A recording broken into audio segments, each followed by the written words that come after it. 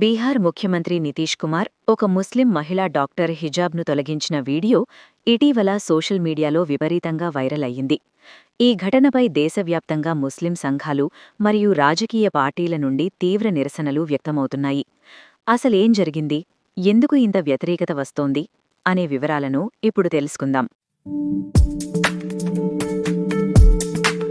బీహార్ రాజకీయాల్లో మాత్రమే కాదు, ప్రస్తుతం ఈ వీడియో దేశవ్యాప్తంగా వివాదంగా మారింది. ఒక రాష్ట్ర ముఖ్యమంత్రి బహిరంగ వేదికపై ఒక మహిళా డాక్టర్ హిజాబ్ను తన చేతులతో లాగడం ఇప్పుడు పెద్ద వివాదానికి దారితీసింది. అసలా వేదికపై ఏం జరిగింది? డిసెంబర్ 15న పాట్నాలో కొత్తగా ఎంపికైన ఆయుష్ వైద్యులకు నియామక పత్రాలు అందించే కార్యక్రమం జరిగింది. వేదికపై ముఖ్యమంత్రి నితీష్ కుమార్ ఉన్నారు. డాక్టర్ నుస్రత్ పర్వీన్ అనే మహిళా వైద్యురాలు తన అపాయింట్మెంట్ లెటర్ తీసుకోవడానికి స్టేజ్ మీదకి వెళ్లారు.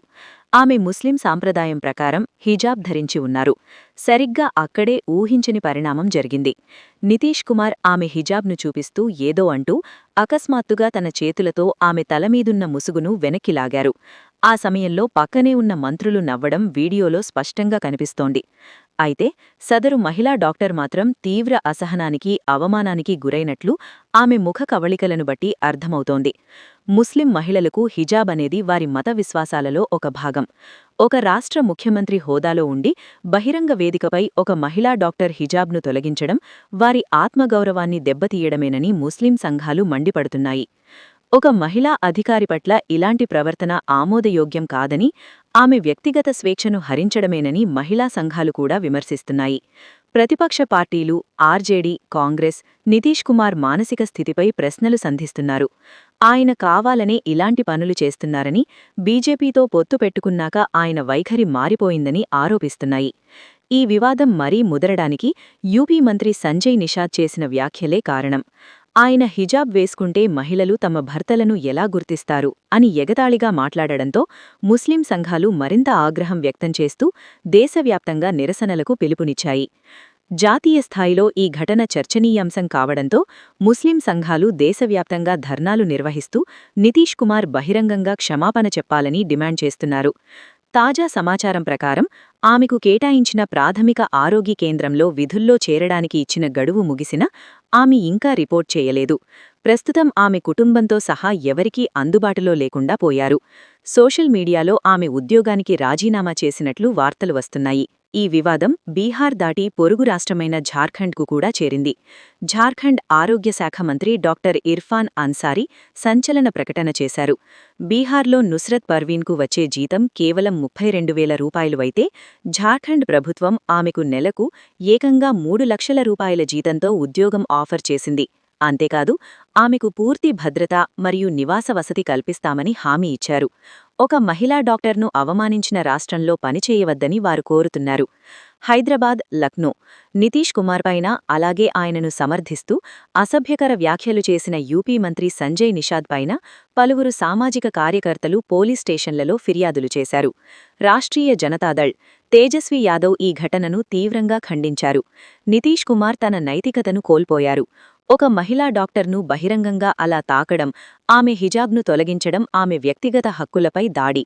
ఆయన వెంటనే రాజీనామా చేయాలి అని డిమాండ్ చేశారు.